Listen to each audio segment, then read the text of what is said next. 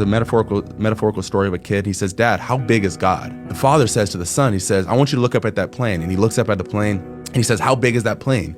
And he goes, Dad, that plane is so small, I can barely see it. And he goes, okay. And so the next day he takes him to the airport and he brings him right up close to an airplane. And he says, I want to ask you again, how big is this plane?